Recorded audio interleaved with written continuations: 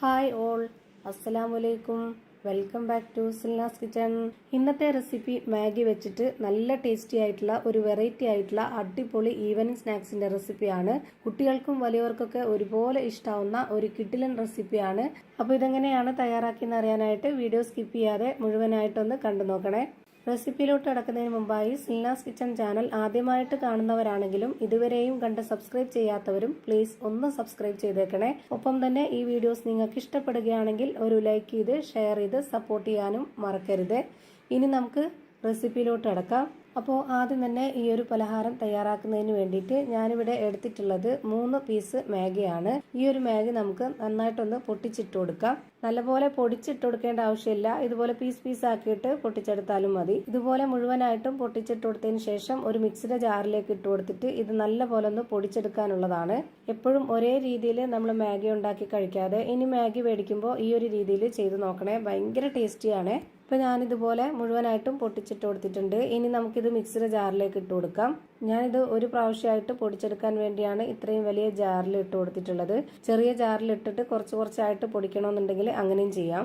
ഞാനിപ്പോൾ ഈ ഒരു ജാറിലേക്ക് മുഴുവനായിട്ടും ഇട്ട് കൊടുത്തിട്ടുണ്ട്. ഇനി ഇതൊന്ന് അടച്ചു വെച്ച് കൊടുത്തിട്ട് നല്ലപോലെ ഒന്ന് പൊടിച്ചെടുക്കാം. പൊടിച്ചെടുത്ത മിക്സിനെ മാറ്റി വെച്ചിട്ടുണ്ട്. ഇനി അടുത്തതായിട്ട് ഒരു കാര്യം കൂടി ചെയ്യാനുണ്ട്. അപ്പോൾ അതിന് വേണ്ടിയിട്ട് ഞാനിവിടെ ഒരു 4 ഉരുളക്കിഴങ്ങ് എടുത്തിട്ട് നല്ലപോലെ കഴുകിയെടുത്ത ശേഷം തോലോട് കൂടി തന്നെ കുക്കറിലിട്ട് വേവിച്ചെടുത്തതാണ്. എന്നിട്ട് തൊലിയെല്ലാം കളഞ്ഞെടുത്തതിന് ശേഷം ഇതുപോലെ നന്നായിട്ടൊന്ന് ഉടച്ചെടുക്കുന്നുണ്ട്. ഞാൻ എടുത്തിട്ടുള്ള ഈ ഒരു 3 പീസ് മാഗിക്ക് വേണ്ടിയാണ് ഇതുപോലെ ചെറിയ 4 ഉരുളക്കിഴങ്ങ് എടുത്തിട്ടുള്ളത്. വലിയ ഉരുളക്കിഴങ്ങാണെന്നുണ്ടെങ്കിൽ 3 എണ്ണമൊക്കെ എടുത്താൽ മതിയാവും. ഇനി ഇതിലേക്ക് പൊടിച്ചു വെച്ചിട്ടുള്ള ആ ഒരു മാഗി മുഴുവനായിട്ടും ഇട്ട് കൊടുക്കുന്നുണ്ട്. മാഗി നമ്മൾ പൊടിച്ചെടുത്തു കഴിഞ്ഞാൽ ഇതുപോലെ റസ്ക് പൊടിയൊക്കെ ഉണ്ടാവില്ലേ, അതുപോലെയാണ് കിട്ടുന്നത്. നല്ല നൈസായിട്ട് സോഫ്റ്റ് ആയിട്ടാണ് ഇരിക്കുന്നത്. ഇതുപോലെ സ്നാക്സ് ഉണ്ടാക്കുമ്പോൾ ഈ ഒരു പരുവത്തിൽ വേണം പൊടിച്ചെടുക്കാനായിട്ട്. ഇപ്പൊ ഇത് കാണുമ്പോൾ തന്നെ നിങ്ങൾക്ക് ഇതിന്റെ പരുവം മനസ്സിലാവുന്നുണ്ടാവും. എത്രത്തോളം പൊടിച്ചെടുക്കുന്നോ അത്രയും നന്നായിരിക്കും നമ്മൾ ഉണ്ടാക്കിയെടുക്കുന്ന ആ ഒരു പലഹാരവും. ഇനി ഇതിലേക്ക് ഒരു കോഴിമുട്ട പൊട്ടിച്ചൊഴിച്ചു കൊടുക്കാം. ഇത് നിർബന്ധമൊന്നുമില്ല, മുട്ട താല്പര്യമില്ലാത്തവർക്ക് അത് സ്കിപ്പ് ചെയ്യാവുന്നതാണ്. ഇനി ഇതിലേക്ക് ഒരു സബോള പൊടിയായിട്ട് അരിഞ്ഞത് ഇട്ട് കൊടുക്കുന്നുണ്ട്. ഇനി ഇതിലേക്ക് ഇതുപോലെ 2 സ്പൂൺ അളവിൽ വെളുത്തുള്ളി പൊടിയായിട്ട് അരിഞ്ഞത് ഇട്ട് കൊടുക്കുന്നുണ്ട്. 4 അല്ലി വെളുത്തുള്ളിയാണ് ഞാനിവിടെ ചെറുതായിട്ട് അരിഞ്ഞിട്ട് ഇട്ട് കൊടുത്തിട്ടുള്ളത്.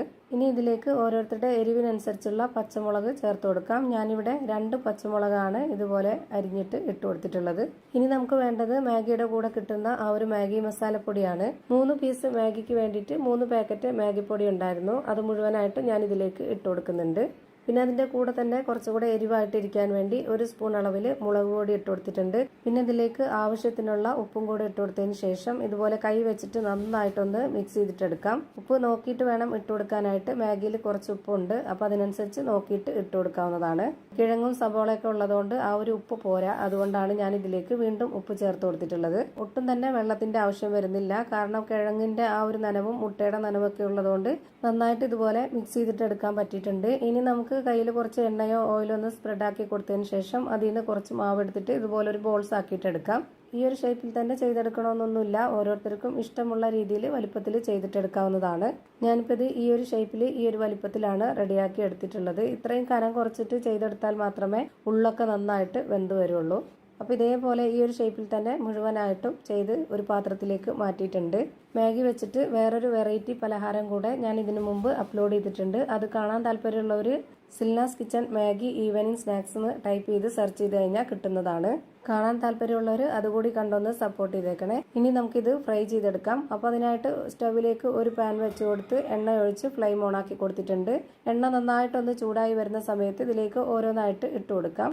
ഇത് മുഴുവനും ഇട്ട് കൊടുത്തതിന് ശേഷം ഉടനെ തന്നെ മീഡിയം ഫ്ലെയിമിലേക്ക് മാറ്റേണ്ടതാണ്. അല്ലാന്നുണ്ടെങ്കിൽ പുറമേ പെട്ടെന്ന് തന്നെ കരിഞ്ഞു പോവുകയും അകം വേവാതിരിക്കുകയും ചെയ്യും. അപ്പോൾ എല്ലാം ഒരേപോലെ വെന്ത് കിട്ടണമെന്നുണ്ടെങ്കിൽ മീഡിയം ഫ്ലെയിമിലോട്ട് മാറ്റിയതിന് ശേഷം നല്ലപോലെ ഇത് വേവിച്ചെടുക്കണം. ഇപ്പോൾ ഇതിൻ്റെ എല്ലാം ഒരു ഭാഗം വെന്ത് കിട്ടിയിട്ടുണ്ട്. ഇതെല്ലാം ഇനി തിരിച്ചിട്ട് കൊടുക്കണം. തിരിച്ചിട്ട് കൊടുത്തതിന് ശേഷം ആ ഒരു ഭാഗം കൂടി വെന്ത് കിട്ടാനായിട്ട് ഒരു 2 മിനിറ്റ് വെയിറ്റ് ചെയ്യണം. ഇപ്പോൾ ഞാനിതെല്ലാം തിരിച്ചിട്ട് കൊടുത്തിട്ടുണ്ട്. ഭയങ്കര സോഫ്റ്റ് ആയിട്ടിരിക്കുന്ന പലഹാരം ആയതുകൊണ്ട് തന്നെ ഇത് തിരിച്ചിട്ട് കൊടുക്കുമ്പോൾ പൊട്ടിപ്പോവാതിരിക്കാൻ വേണ്ടി ശ്രദ്ധിക്കണം. ഇപ്പോൾ ഇതിൻ്റെ 2 സൈഡും ഒരുപോലെ വെന്ത് കിട്ടിയിട്ടുണ്ട്. ഇനി നമുക്കിത് എണ്ണയിൽ നിന്ന് കോരി മാറ്റാം. അപ്പോൾ ഇതാ മാഗി കൊണ്ട് നല്ലൊരു വെറൈറ്റി ടേസ്റ്റി ആയിട്ടുള്ള ഒരു കിടിലൻ പലഹാരം റെഡിയായി കിട്ടിയിട്ടുണ്ട്. കുട്ടികളുള്ള എല്ലാ വീട്ടിലും മാഗി മേടിക്കുന്നതാണ്. ഒരു തവണ മാഗി മേടിക്കുമ്പോൾ ഈ ഒരു രീതിയിലൊന്ന് ചെയ്ത് നോക്കുക. എന്തായാലും നിങ്ങൾക്ക് എല്ലാവർക്കും ഇഷ്ടമാവും. ഞാനിപ്പോൾ ഈ ഫ്രൈ ചെയ്തെടുത്തതെല്ലാം ഒരു പാത്രത്തിലേക്ക് മാറ്റിയിട്ടുണ്ട്. ഇനി അതൊന്ന് പൊട്ടിച്ച് കാണിച്ചു തരാം ഇതിൻ്റെ അകം എങ്ങനെയാണ് ഇരിക്കുന്നതെന്ന് അറിയാനായിട്ട്. അപ്പോൾ ഇത്രയേ ഉള്ളൂ ഇന്നത്തെ വീഡിയോ. വീഡിയോ ഇഷ്ടമായാൽ ലൈക്ക് ചെയ്യാനും കമൻറ്റ് ചെയ്യാനും ഷെയർ ചെയ്യാനും മറക്കരുത്.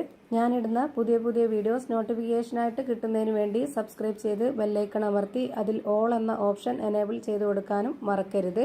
പുതിയൊരു വീഡിയോയുമായി വീണ്ടും വരും. Thank you for watching.